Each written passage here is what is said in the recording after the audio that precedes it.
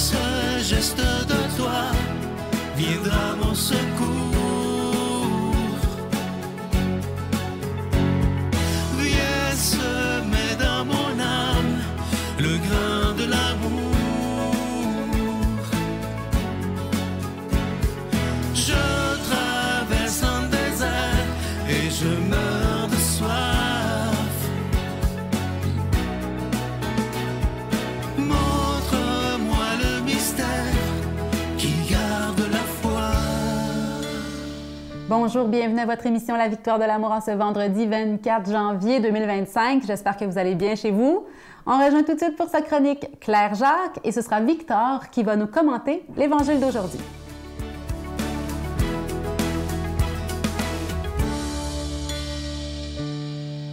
Bonjour mes chers desserts, je vous dis qu'aujourd'hui, là, je me gâte. Je vous parle d'un sujet qui me passionne, là, mais qui me passionne. Moi, je suis passionnée des sons.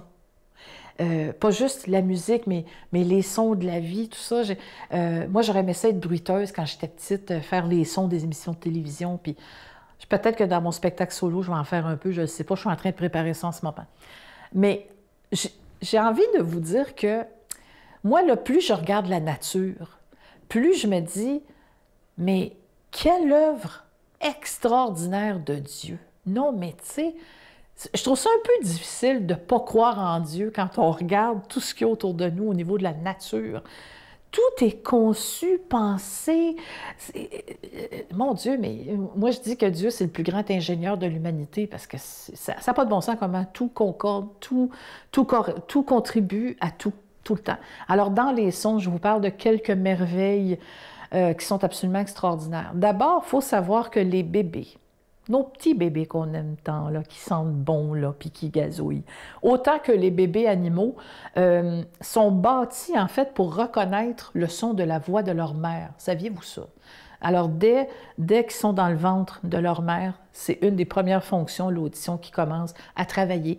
Et donc, une des premières fonctions, aussi en naissant, reconnaître la voix de sa mère et de son père aussi. Et, entre autres choses, je vous parle des flamants roses. Vous allez me dire, qu'est-ce qu'elle fait là? Où c'est qu'elle s'en va, elle? Hey, elle est supposée de nous parler de Dieu, elle, là. Bien, je vous parle des merveilles de Dieu à travers les animaux ce matin. Donc, les flamants roses, des fois, ils sont des dizaines de milliers, là, sur un plan d'eau. Vous en avez peut-être déjà vu dans des documentaires, ou peut-être que vous avez eu la chance d'en voir en Floride ou au Costa Rica, mais ils se tiennent en gros groupes, ces oiseaux-là. Imaginez-vous qu'il y a à peu près quelque chose comme 5000 bébés flamants roses. Puis d'un autre côté, il y a à peu près peut-être 10 000 adultes là, qui sont juste pas loin. Et là, il y a un père flamant rose qui cherche son bébé flamant rose. Pouvez-vous croire que ces deux-là vont réussir à se retrouver? Eh oui, ça arrive tout le temps. Alors, dans la multitude de sons, le bébé est capable de reconnaître le son de son parent. C'est-tu pas assez extraordinaire, ça? Moi, franchement, j'en reviens pas. Dans les sons de bébé, là, les deux premiers sons que le bébé est capable de faire, c'est « j'ai faim » puis « où êtes-vous » hein, il cherche ses parents. Et ça se voit là, à travers, par exemple, les bébés caïmans. Tu sais, dans la famille des crocodiles ou des alligators, là, les petits bébés, là, ils naissent dans des œufs. Là. Tu sais, la maman pond des œufs, elle les enterre bien comme il faut. Puis là, avant même de sortir de leur œuf, là, les bébés commencent à émettre des sons. « Et où, maman? Et où, maman? Maman? T'es où? T'es où, maman? » Avant même de sortir de leur œuf, là. Et ces sons-là, ils se les partagent entre eux aussi. Ils s'encouragent à sortir de leurs œufs parce que s'ils sortent juste un à la fois, ils ne survivront pas. Parce qu'il y a une grosse motte de terre qui les enterre là, pour les protéger des prédateurs. Fait que s'il y en a juste un qui sort, ça ne marche pas. Donc, imaginez-vous ça. Ils sont toute la gang, cherchent leur mère, crient après elle, tout ça. Puis après ça, une fois qu'ils sont sortis, c'est « Bon, ben j'ai faim, qu'est-ce que tu as pour moi? » Ça, c'est deux exemples parmi des milliards. La terre est pleine de merveilles de Dieu. Pleine, pleine, pleine. Alors, je vous souhaite d'en découvrir. Sinon, ben, regardez autour de vous, il y en a toujours. Notre Père qui es aux cieux, que ton nom soit sanctifié, que ton règne vienne, que ta volonté soit faite sur la terre comme au ciel. donne-nous aujourd'hui notre pain de ce jour. Pardonne-nous nos offenses, comme nous pardonnons aussi à ceux qui nous ont offensés. Et ne nous laisse pas entrer en tentation, mais délivre-nous du mal, car c'est à toi qu'appartiennent le règne, la puissance et la gloire pour les siècles des siècles. Amen. La Victoire de l'amour vous invite à célébrer 30 ans d'amour au Centre Vidéotron de Québec, le 24 mai 2025, de 13h à 17h. Avec Mélissa Bédard, Patrick Normand, Nathalie Laure, Guylaine Tanguay et la présence exceptionnelle de Michel Thor. Témoignages et conférences avec Sœur Angèle, Dominique Bertrand, David Bernard, Christine Michaud, Martin Larocque, Claire Jacques, Victor et l'équipe de la Victoire de l'amour. Billets en vente maintenant sur lavictoiredelamour.org. Encore une fois, je vous parle de ce magnifique cadeau du mois de janvier. Il s'agit d'un chapelet qui est en cristal. Vous le voyez à l'écran présentement. Et il y a une très, très belle image de la Vierge de Lourdes avec Bernadette. Et évidemment, ce bracelet, il est déjà béni. Il n'est pas fait en industrie. Il est fait par des religieuses qui sont dans la prière, qui sont à Mexico. Alors, merci de tout cœur à ces religieuses de fabriquer ces chapelets pour nous. Évidemment, il y a cette si belle carte de Marie que vous avez tellement aimée. Et évidemment, vous pouvez toujours la commander. Elle est en acier inoxydable. Regardez-la bien à l'écran, comment elle est belle. Et elle est déjà bénie. Vous recevrez également un reçu pour fin d'impôt. Et moi, je veux vous remercier aujourd'hui de tout ce que vous faites pour la foi. Merci d'investir dans votre foi parce que c'est important. Parce que si on veut que notre monde ait un sens, bien, il faut mettre la foi là-dedans parce que sinon, si on regarde le monde à l'état actuel, on se décourage évidemment. Mais si on garde cette espérance que Jésus est le prince de la paix, moi, c'est ce que je me tue à faire depuis 30 ans maintenant et je vais continuer à le faire si Dieu me prête la santé. Merci de tout cœur de tout ce que vous ferez. Voici comment vous procurer ces cadeaux. Par la poste, à la Victoire de l'amour, casier postal 120, succursale Boucherville à Boucherville, le J4B 5E6, ou par téléphone, par carte de crédit, du lundi au jeudi, de 8h à 17h, au 514-523-4433, ou à notre numéro sans frais, le 1-888-811-9291. Également sur notre site Internet, le www.lavictoiredelamour.org.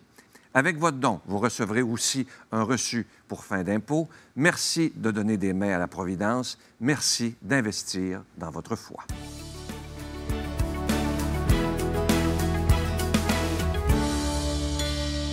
Mon Dieu, donnez-moi la sérénité d'accepter les choses que je ne peux changer, le courage de changer les choses que je peux et la sagesse d'en connaître la différence. Amen.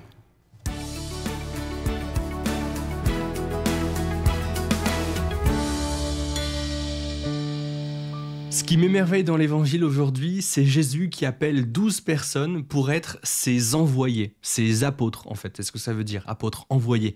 Jésus, il est suivi par une foule très grande. Il y a des femmes, des hommes, des enfants, des personnes âgées, il y a vraiment beaucoup de monde.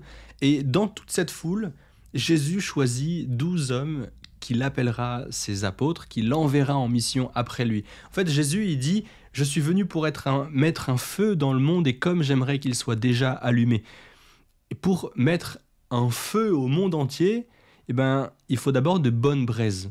On ne met pas en feu des petites brindilles ici et là, mais pour faire un grand brasier, on prend d'abord un tout petit feu, on en fait des braises solides, des braises très chaudes, et après ces braises, on les dissémine un peu partout pour en faire de nouveaux foyers, de nouveaux feux, et puis après, on met le feu au monde, quoi.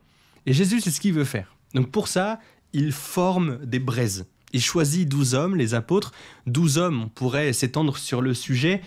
Jésus, il n'est pas enfermé par les coutumes de la société de l'époque. Il y avait des femmes, des enfants autour de lui. Il aurait pu choisir qui il voulait. D'ailleurs, on le voit dans l'Évangile, partout, il se détache presque trop facilement des coutumes de son époque. Mais là, il choisit 12 hommes. Et après, il y a Marie-Madeleine, qui est une femme, et on l'appelle aujourd'hui l'apôtre des apôtres. Elle est l'envoyée des envoyés, parce que Marie-Madeleine, c'est la première témoin de la résurrection du Christ. Et en fait, là, le fait que ce soit 12 hommes, c'est pas une question de mérite, c'est pas une question de grandeur, c'est pas une question de, voilà, les hommes sont mieux que les femmes, loin de là, parce qu'en fait, s'il y en a une qui méritait par-dessus tout d'être apôtre, c'est Marie, quoi, la mère de Jésus. Mais non, là, Jésus choisit d'autres personnes, 12 hommes, et ce 12-là, il représente la multitude.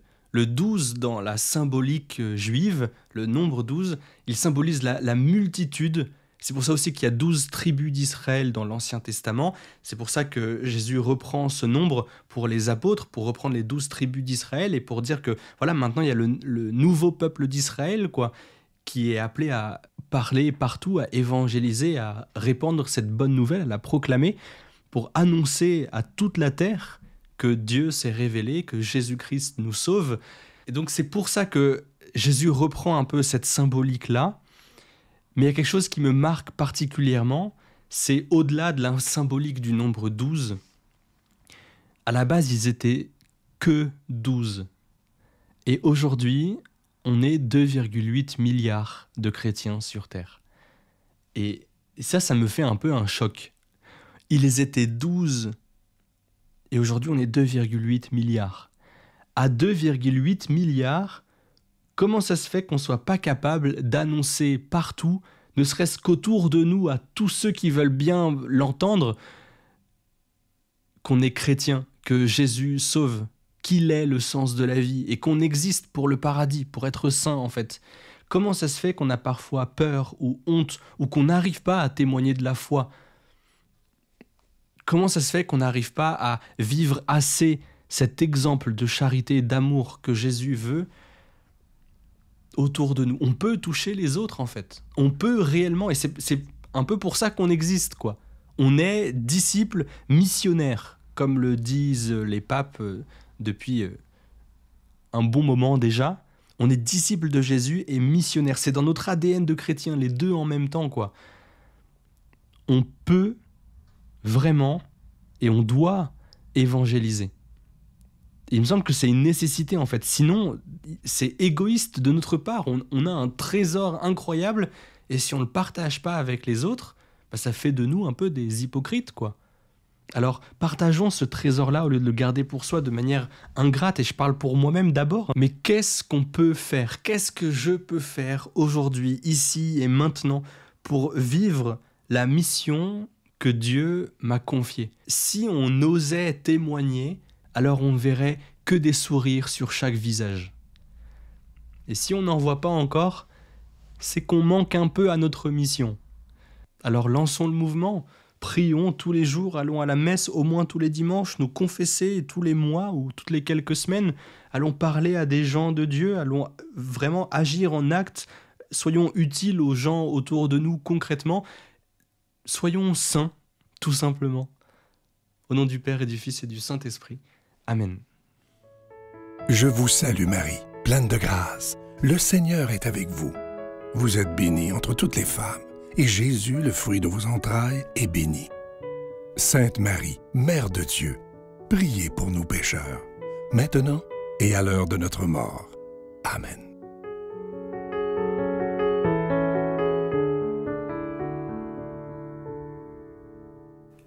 En ce mois de janvier, je suis heureuse de vous offrir au nom de la Victoire de l'amour ces magnifiques cadeaux en échange de vos dons. Ce chapelet de la Vierge Marie de Sainte Bernadette de Lourdes, fait à la main en cristal, il vous est offert en échange de vos dons. Il est déjà béni. Et les cartes en acier inoxydable. La carte de Jésus qui s'adresse à nous en disant « Ne crains rien, car je suis avec toi ». Et la carte de la Vierge Marie qui nous dit « Mon enfant, je suis toujours près de toi et je t'aime, ta mère ».